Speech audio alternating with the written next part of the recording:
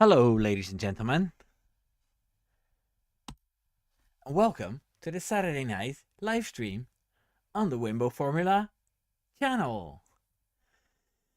Ah, what a week! No race, but plenty of news. Um, so yeah, I um, I made a video on John Elkann about his comments, and um, at the time I thought,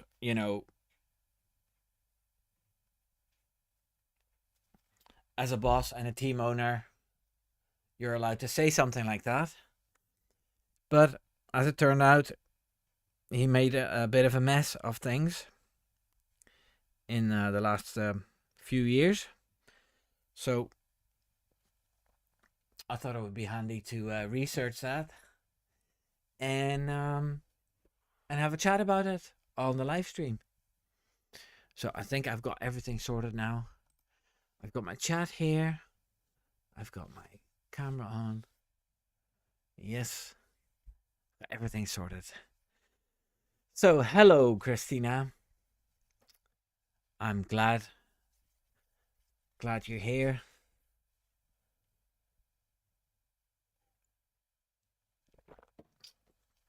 I see you also saw my latest video about the Red Bull lineup. Also nice for my members. Yes, Mr. Tax Fraud. John Elkann. Yeah, the man doesn't have an easy life, He's in court all the time and fell out with his mother. Problems at Juventus, the football club, and problems with his Formula One team. Hello, lonely cyclist. Martin. How nice of you to join. I'm just gonna hang out a couple of minutes. There's my wife. There's Samantha. Hiya, honey. Because I always schedule a post on Threads and Twitter, so people, they get reminded. But it'll take them a couple of minutes before they actually arrive in the chat. So yeah, I googled a bit and I used a bit of Grok AI to get all the information on John Elkann. And I'll read out a few bits and I'll talk about it, which is something I do once in a while. And once that topic is done, then we can discuss other news. Oh, Lonely Cyclist is on Blue Sky. Hey, cunning stunts. I mean, if you Ferrari and spending hundreds of millions of dollars and don't work out, but your contracted drivers are complaining to everybody, I think he got a point and Lewis should realize that. Well, that was pretty much the message of my previous video. Lewis might be a superstar. He rented out his superstardom for money. Now be a good employee. In my opinion, but it's just my opinion. Yeah.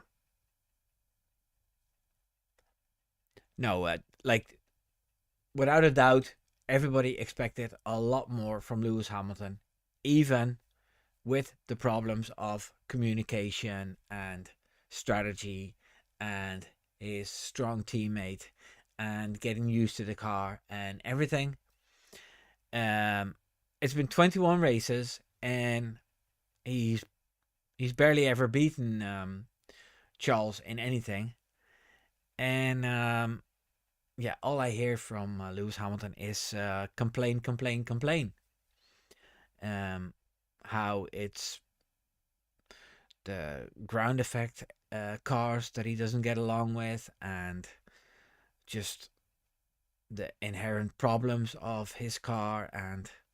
But yeah, at some point, if you're that good a driver, then you need to be able to extract more from a car, even if it's not to your liking. But yeah, um, what are you gonna do about it? You know.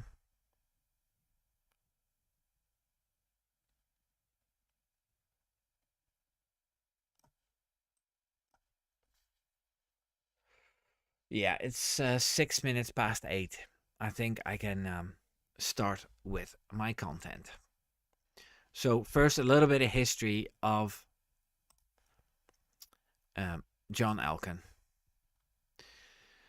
John Elkann was born in 1976. That means he's 1 year older than me. So he's almost 50. Ooh, 49. His mom is Margareta Agnelli, and that's the daughter of the Fiat owner Gianni Agnelli. And his father is Alain Elkann. Now, I thought, seeing how he looks and everything, he doesn't look very Italian, and the name isn't Italian. But apparently, his father Elkann is a proper Italian, so I didn't know that. But anyway, he was groomed from a young age to be the leader in the family empire. So in 1997, when he was 21, he was named Gianni Agnelli's heir, which would be apparent after the death of Gianni's preferred successor, his nephew, Gianni Alberto Agnelli. That man died of cancer, and that's when John Elkann became the heir to the empire. And that's how John Elkann got onto the board of Fiat. And while he was on the board for Fiat, he was also a student at the Polytechnic University in Turin. And he got his degree, an engineering degree. So he knows everything about engineering, except that this was focused on e-commerce. Gianni died in 2003, and his uncle Umberto Agnelli died in 2004. And Elkann ascended rapidly on the ladder, becoming vice chairman of Fiat in 2004.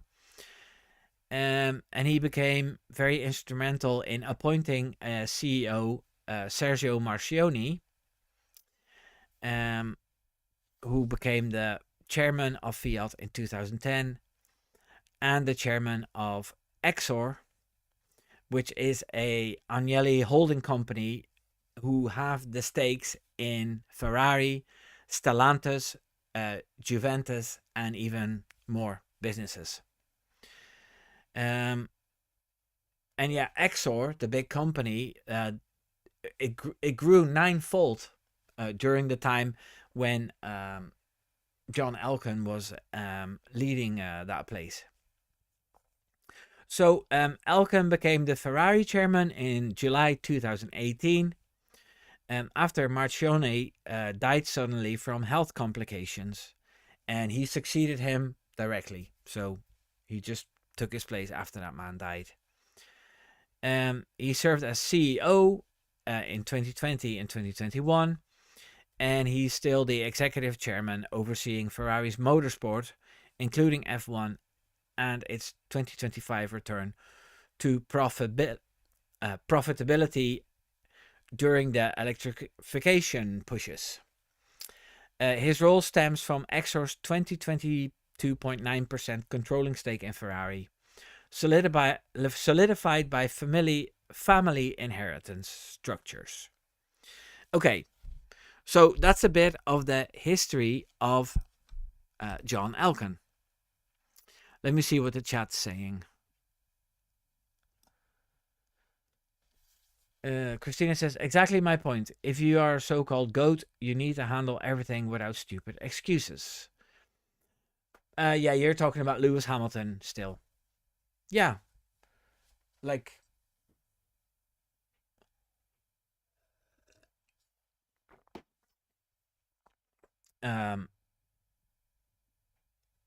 it's just disappointing. Even though I expected this to happen, I can imagine that all the people who thought he was going to get an 8th world title are disappointed. So, hello, Marie. Good morning. I wonder which Marie this is. Is this Marie from New Zealand?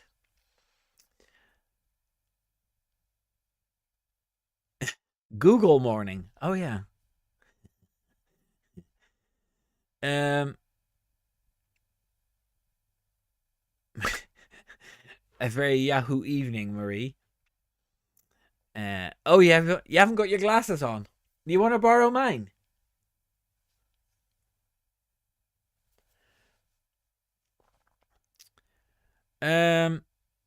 Christina says, yeah, Juventus and Stellantis are doing very well also. So, what's Stellantis? I don't know what that is. But I did Google what's happening at Juventus, and I'll have a look at that later. Well, Marie, I can't see by the name Marie when you're in the chat which one it is, and I haven't memorized the thumbnails you guys have, so that's why I want to know. You know, the other Marie is from Australia. Yeah, so that was a bit of history. So now we're gonna go through the controversies, and the first controversy wasn't much of a controversy, but the fact that he was groomed to be the heir caused a lot of family tensions. So at 21, Elkann was selected over his cousins as Gianni Agnelli's successor after Giovanni Alberto's death, joining Fiat's board. This sparked early resentment in the Agnelli clan, setting the stage for later disputes. No direct scandal, but it positioned him as the chosen one amid family tragedies. Because apparently a cousin called Eduardo Agnelli committed suicide in 2000.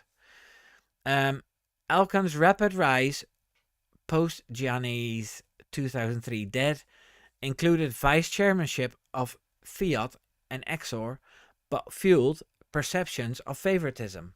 So what's happening at the Ferrari or Fiat business sounds a bit like Formula One, because you know teammates are always getting favored as well, and the fact that someone is being called the chosen one, that's also a very Formula One term. So in 2004, there was an inheritance settlement with his mother, Margareta. So after Gianni's death, Margareta, Elkann's mother, signed Geneva Pacts, relinquishing claims to family holdings, including future inheritance from grandmother Marello Caricciolo for 1.2 billion, transferring control to her children, John, Lapo, Ginevra. Okay. This gave the siblings 100% of Dicembre, which is a top holding for Exor. So you've got Ferrari, Exor, and now there's another business called Dicembre. Okay. But later it was contested by Margherita as coercive amid Fiat's near bankruptcy. She argued it unfairly favored her first 3 children over her 5 from a second marriage. Elkann's lawyers maintain it reflects Gianni and Marella's wishes. Ongoing civil battles in Italy and Switzerland. Okay, let me see what the chat's saying.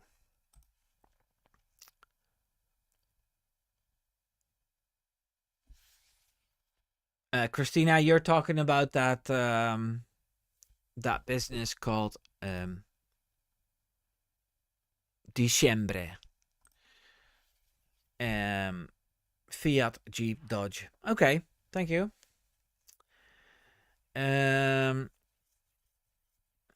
Christina, how come you know so much about Italy? Because you are from Eastern Europe, yeah?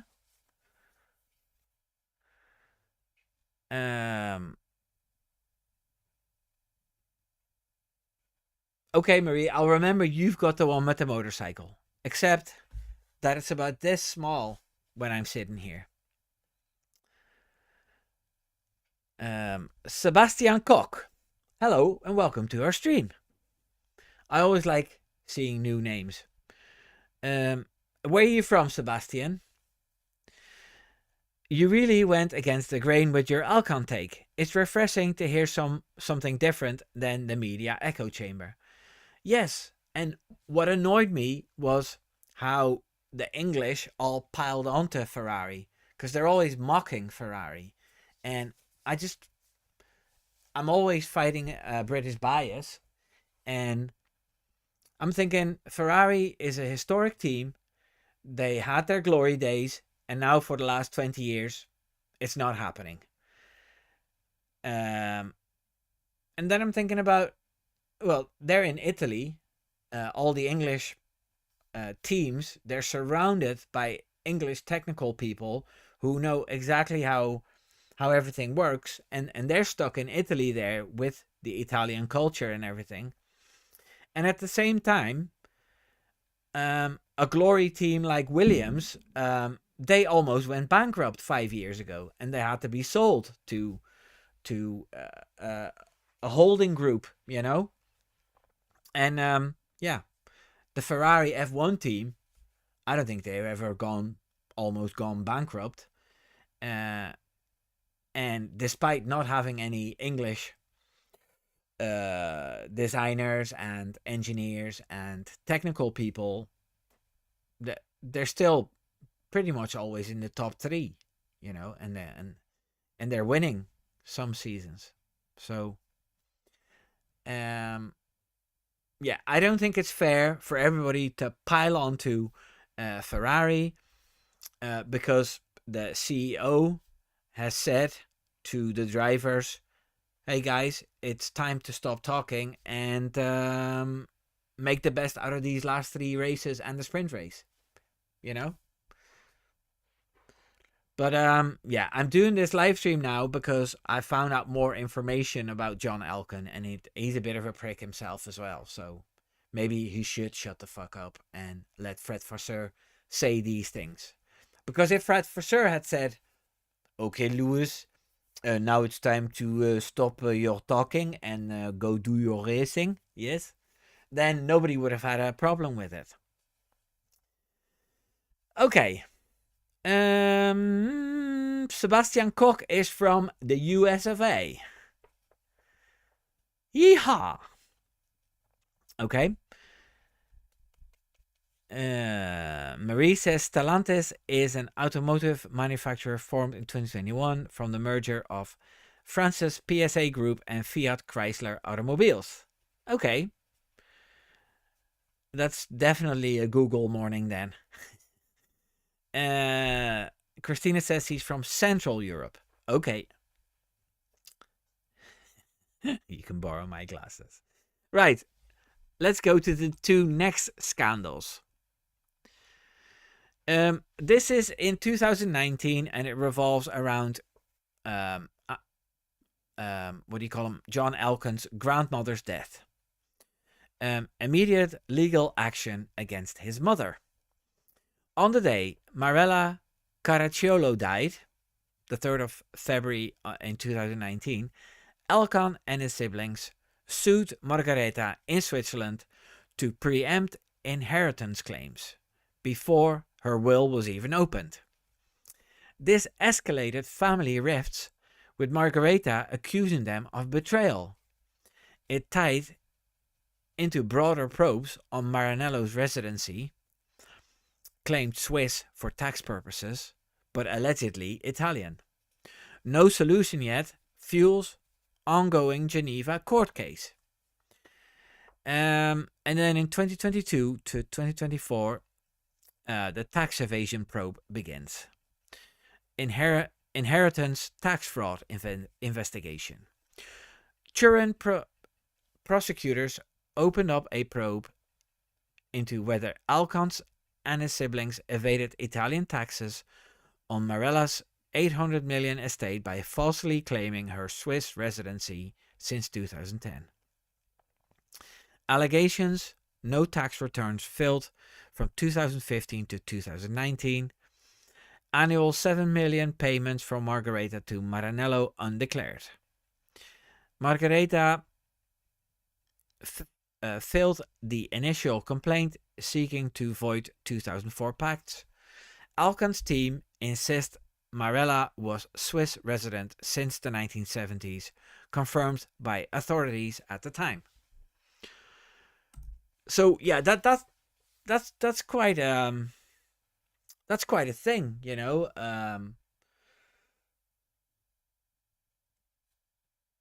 The grandmother dies, who had an estate of like 1.2 billion or something, or you know, she was worth that much money.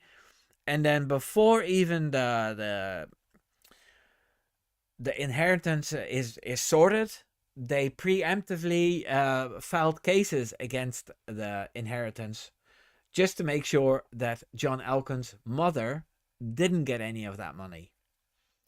So yeah, that sounds a bit like a betrayal. I'm just thinking, like, if you're worth a couple of 100 million, like would you fight your family for another couple of 100 million? I can't even imagine that, you know.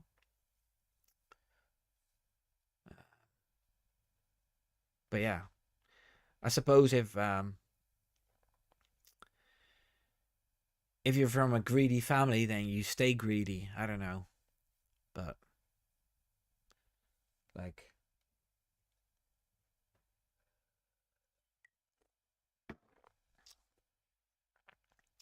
it's always money that ruins things, isn't it?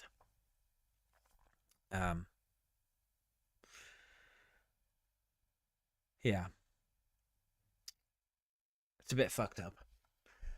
Okay, let's go to the next bit. In September 2024, 75 million of their asset was confiscated.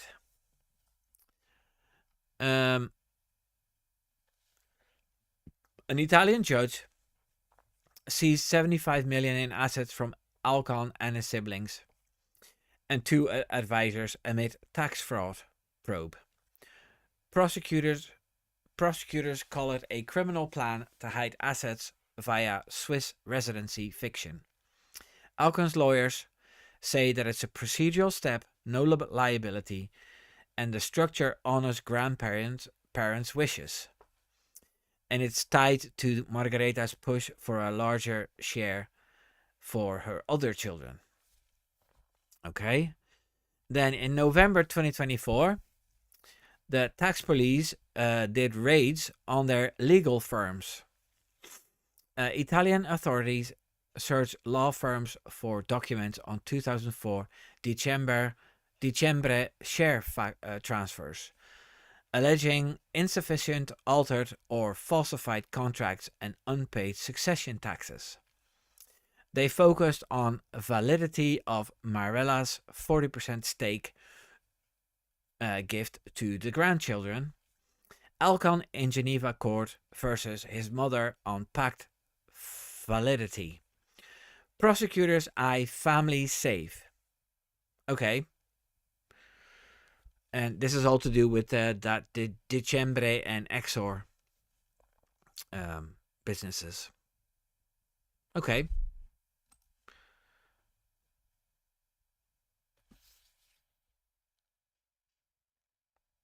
Christina says, if you're only a multimillionaire, you want to be a billionaire. I suppose that's how it works. I used to be a billionaire, you know, and then I married Samantha, and now I'm a millionaire. The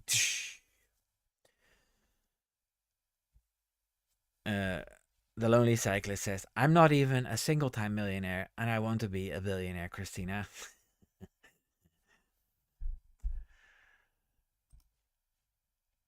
It reminds me of that song.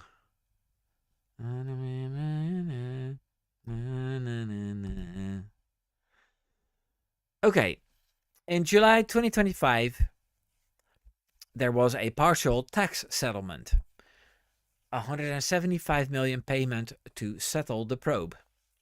So Elkann and his siblings agreed to pay 175 million euros to Italy's tax authority, closing initial evasion claims without guilt admission, awaiting ratification, drops charges against Lapo and Ginevra, part of broader effort to end this painful affair amid civil suits.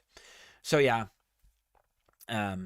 these court cases just drag on and on and on and on. And then if you're worth that much money, then you might as well pay them off. In September 2025, 183 million fine and 1 year of community service. The full settlement is 183 million paid on Marello's estate. Elkann performs 1 year community service, so he has to start aiding elderly and drug addicts.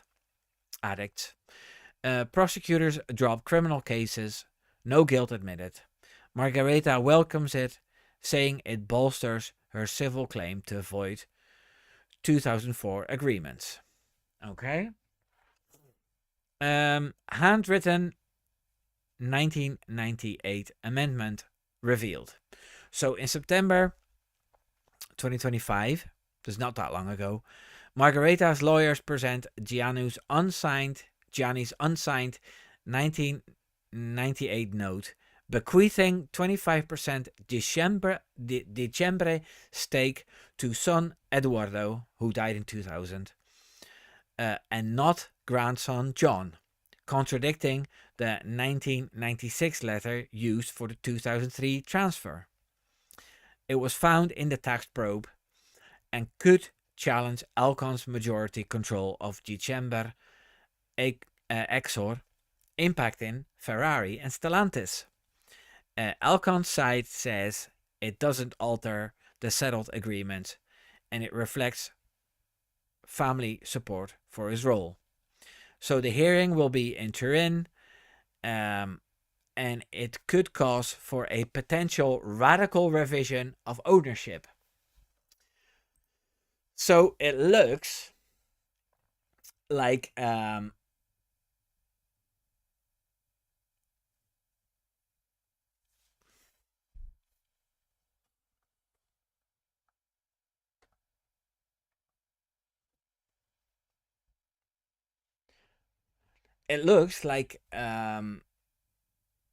Elkann might lose his position in Ferrari due to the family problems and not the F1 fans protesting and making hashtags like Elkann out. So yeah.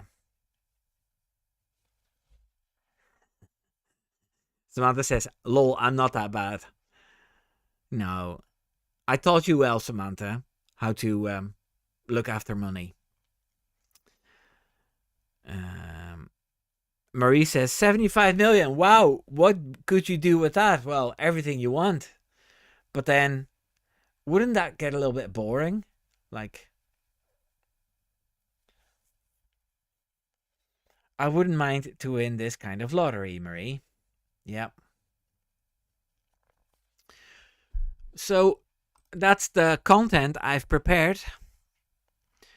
Um, are you are you guys interested in what happened at Ferrari? Because what I've been reading is that he stepped into Ferrari, or no, not Ferrari, Juventus, when Juventus was really, really poor, and thanks to his wisdom, um, they've put a stop to the money that was bleeding out of Juventus. So it says here that he's actually doing a really good job at that football club.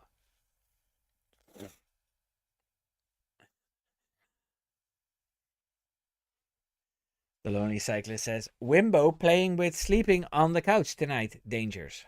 Well, see that sofa in the back here? That folds out into a bed.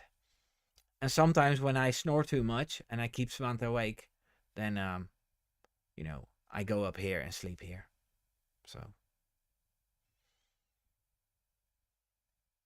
and sometimes when there's been an exciting race on the Sunday evening, and I get to bed at 11 or 12, and Samantha is already sleeping, and I'm all bouncing because of the exciting race, then I decide to sleep here as well, just so I don't keep waking her. You know, it's love.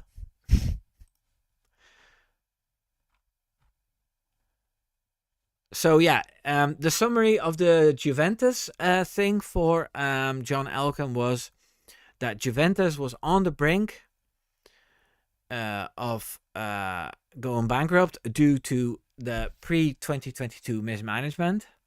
So it's nothing to do with John Elkann. His interventions, financial lifelines, and governance fixes prevented collapse. But fans are frustrated because on the pitch, the results are still disappointing. But as of November 15, 2025, the club is solvent and competitive, with Exor injecting 15 million more this month. So yeah, he's not doing everything bad.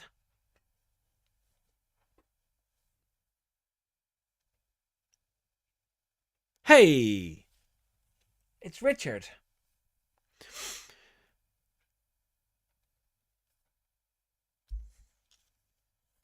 So yeah, guys, that was the content for the John Elkann bit. What do you think is going to happen?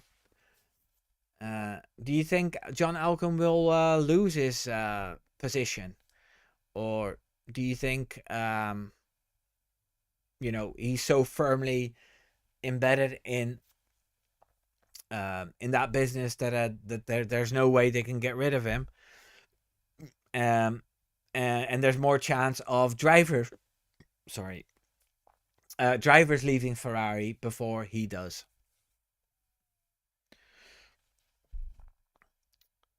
I can maybe make a poll. Who leaves?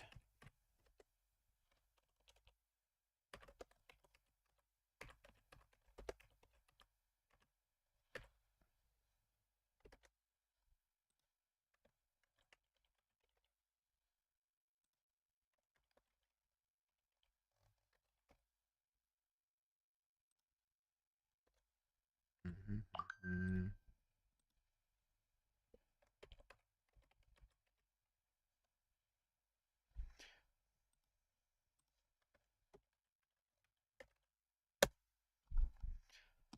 This is interesting.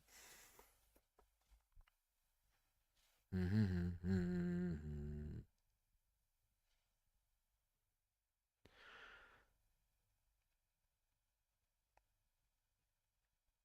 Christina says tax avoiders are always the best in stopping financial bleeding. Okay.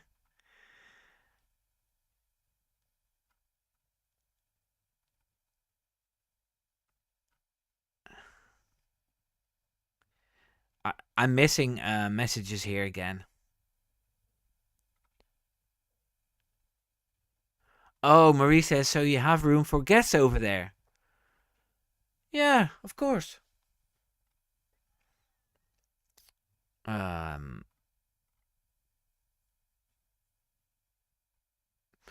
what we usually do when Samantha's mother is over is that Samantha and I sleep here, and then Samantha can have our bed. Samantha's mom can have the bedroom. It's a bit more comfy. The Lonely Cyclist says, do you think Max will catch Oscar for second in the championship? Well, if Max keeps getting podiums and Oscar keeps finishing fifth, then he will. And at the minute, the way the momentum is going, Norris is going to win the rest of the races, and Max is going to get P2s and P3s, and Oscar will finish around fifth or sixth, and then Max will become the second place finisher in the season, which is actually quite good. But yeah, Oscar is like when Oscar had his momentum, I didn't think he would drop off this badly. And when he got that penalty in Silverstone and he finished second, he was upset, but like not as upset as he apparently was over the giving back the position in Monza, because he said in the interview that that was also one of the reasons why his form dipped. But yeah, that's we can do a whole live stream about Oscar Piastri and his decline. It's something that nobody really wanted, because nobody wanted Lando Norris to win. But it's happening. And you see, with the performances Lando Norris is putting in at the minute, I can handle it. It's just his fans are super annoying. Yeah, Christina, Oscar does seem burned out lately. Marie says, just kidding, I hate flying. Yeah, if you fly from New Zealand to the Netherlands, I think it's like a 24-hour flight or something. And probably more than one plane. Marie says, I'm not ready to give up on Max. I guess it's time to face the facts. Facts though, damn it. Well, you know what's so cruel? In the middle of the season, he had like 7 races where he didn't even get a podium, right? And we closed the book on the championship, and Max said, the way things are going now, I might not even win a race anymore, right? And then at McLaren, they started messing up, and the McLaren drivers kept dropping points. And then there was the DNF for Lando and what have you. And Max found his groove back after the summer break. And then Christian Horner got fired, and with Laurent Mekies, there was a new way of working introduced, and that really worked for the car as well.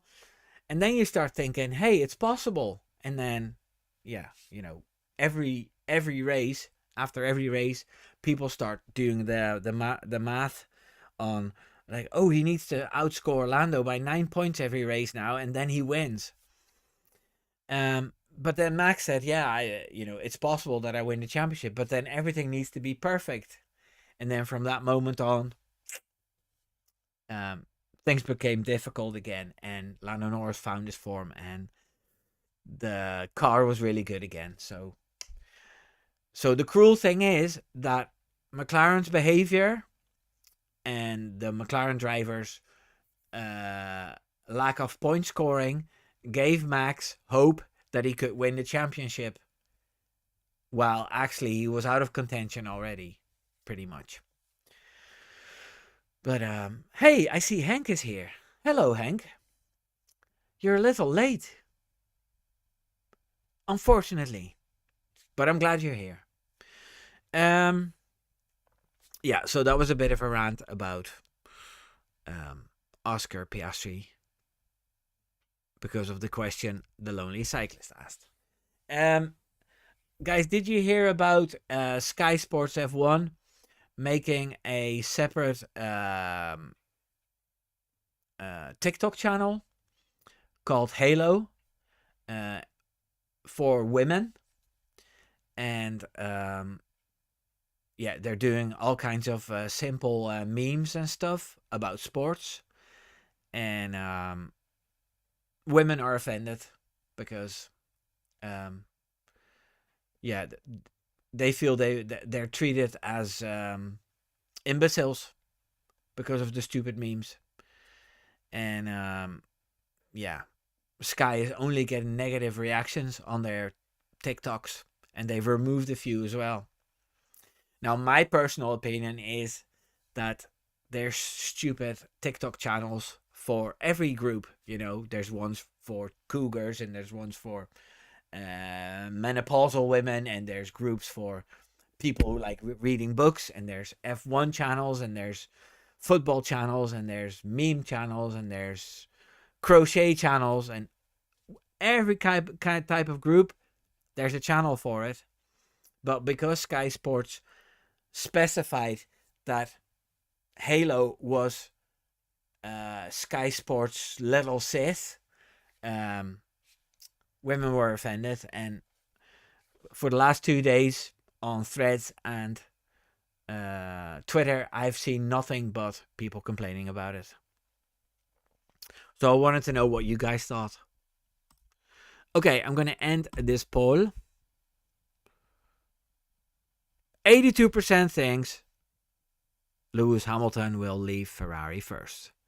And 18% thinks Fred Vasseur. Because Ferrari likes to sack team principals. And nobody thinks Elkann, and nobody thinks Leclerc. Yeah, I agree with that.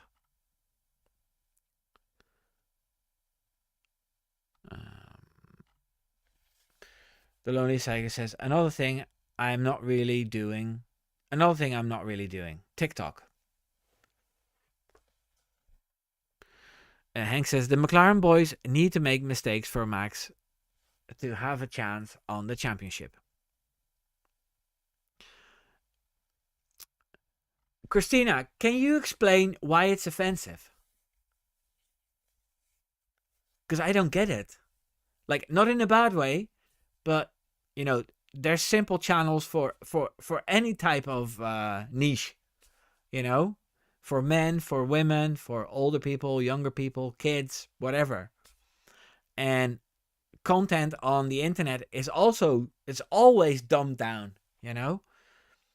So I want to understand. Yes? Because I don't get it. The Lonely Cyclist says Leclerc is a matter of Stockholm syndrome.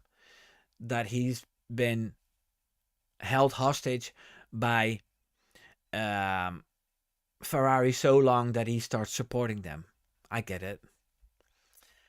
Gentile says, without a DNF for Norris, I don't see a fifth title for Max happening. No, I don't see Norris falling outside of the points. Las Vegas is a weird one because it's really cold there. But Qatar, Abu Dhabi, and what's... oh, that's it. Yeah. It's Vegas, Qatar, and Abu Dhabi. Yeah, those last two races, they're probably going to Norris as well.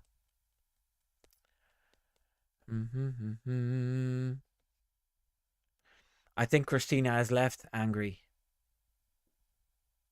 because I don't see what the big deal is with that halo thing. Oh dear.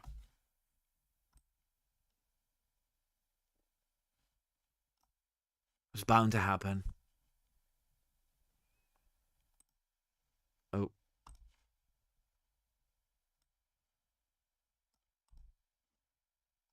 Mm-mm-mm-mm-mm. Okay, Christina says because there are also different kind of men, but no one does different content for them. Do content for everyone, and people will choose if they want to watch it. Christina, I do agree with that, and I've said something like that on Twitter as well.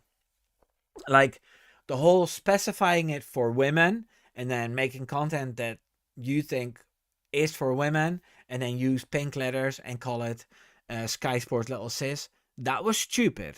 I agree. They should have just made fun content, and then in the back of their mind, women might like this, and then if it becomes popular, then you've succeeded. Like branding it that way, that was stupid. I do agree with that. Here's another new name, Scrollfinger. Scrollfinger says lots of broken dreams in the FIA nightmare. Can you elaborate on that, Scrollfinger? And also, I'd like to know where you're from.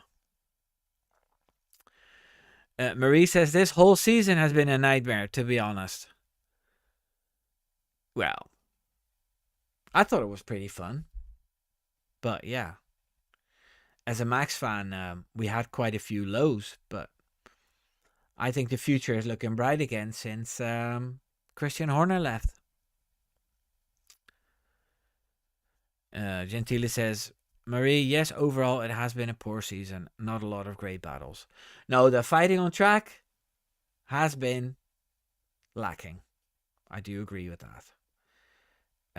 But that's because the FIA let dirty air become a thing again. And it's so bad now that cars can't stay close to each other anymore, which was pretty much the whole reason why they went from the hybrid engine or the hybrid era to the ground effect era. But yeah, next year will be a completely new set of regulations, and that will shake things up. Although I think the racing is going to be weird then.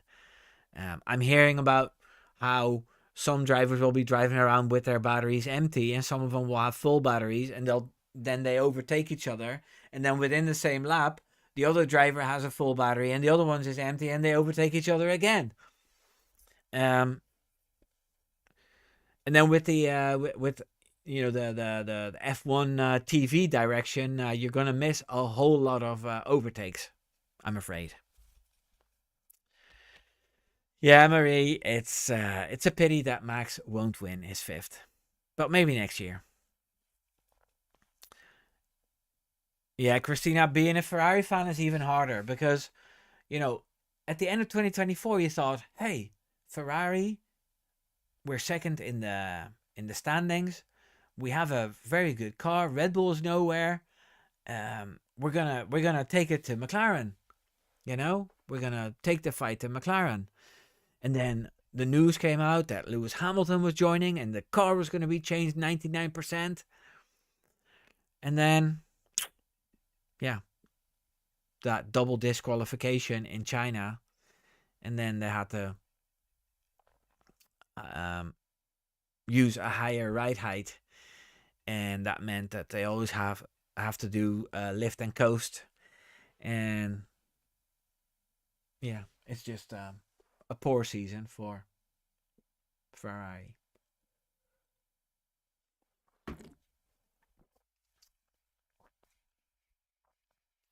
Gentile says Ferrari fans must be the strongest people.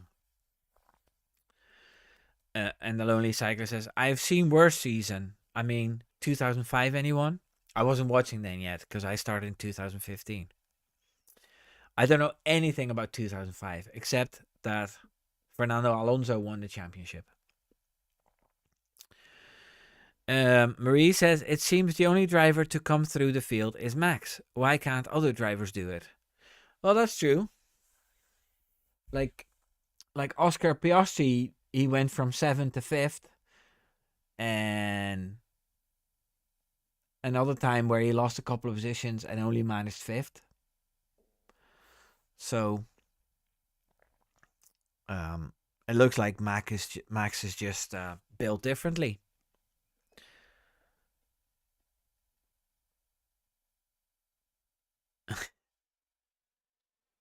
Christina says there will be our year in the next decade. Scrollfinger says, I'm from the distant past as far as F1 goes. It's so different. Now, it's so different now, and I see so many in the sport seem unhappy, frustrated with how the rules, and hating this guy in charge, Ben something. Yeah, Ben Sulayem is a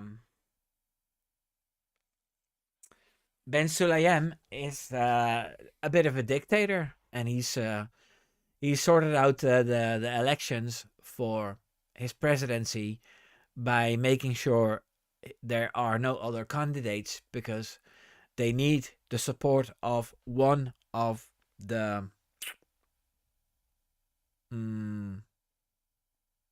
senators or something inside the FIA, and that's Bernie Ecclestone's wife, and she supports Ben Sulayem. So all the other candidates can't be a candidate because they don't have the support.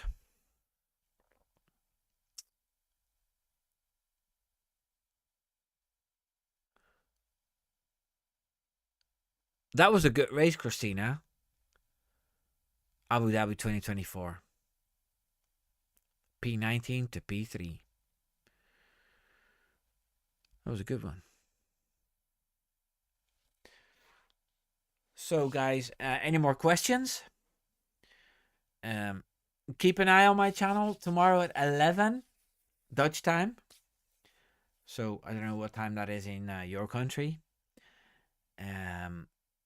My new video will be out, and it's all about the Red Bull lineups. So, Red Bull and V-Carb.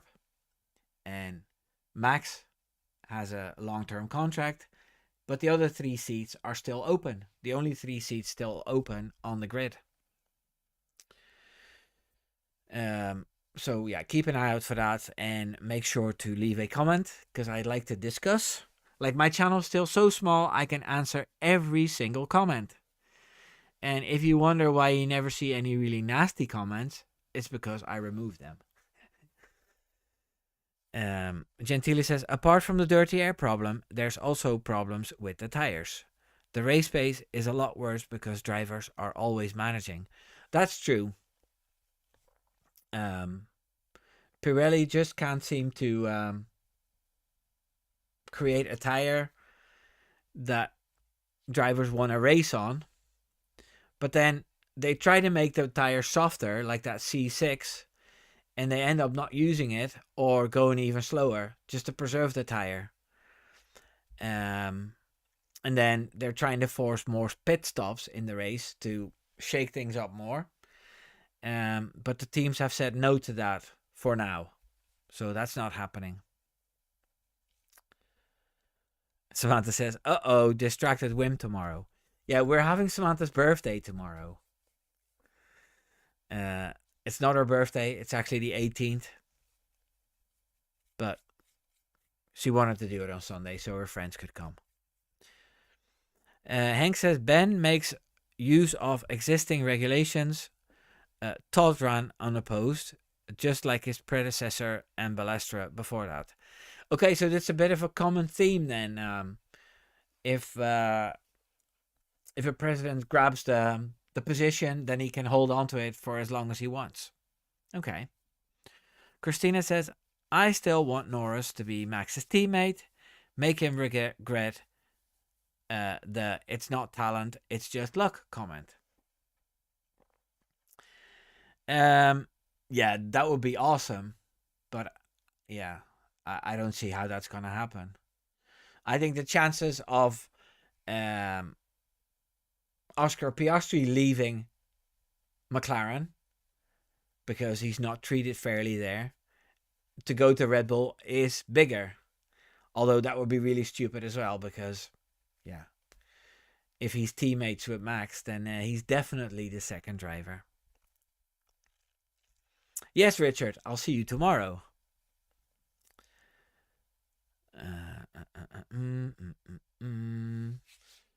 And then after that, I have no idea what video I'm gonna make, but maybe some news will pop up. And guys, if you have any ideas, you can drop them in the comments right now. You know, if you have any ideas for a video, but something will come to me. I've been quite creative this week. Three long videos out. Although they didn't get like an awful lot of views. Like the whole vibe about John Elkann's comments about the drivers was that everybody was against Elkann, and then I had to make a video supporting Elkann. That's just me.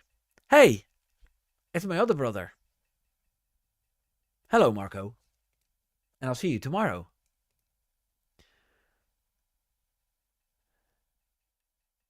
Yeah, Martin, I was gonna email you on Monday or something, closer to the time, just to see. Things might change. That's why I didn't want to give you the time yet, because I'm drinking coffee with a Lonely Cyclist next week. It's a meet and greet. Anybody else want to come?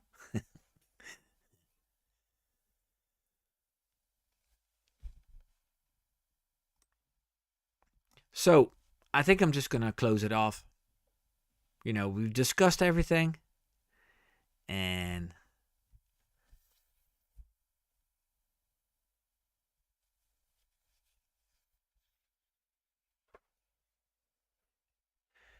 yeah, I've discussed everything. And I don't know anything else. Don't have anything else to say. Keep an eye on that video tomorrow. And keep an eye out for my next videos.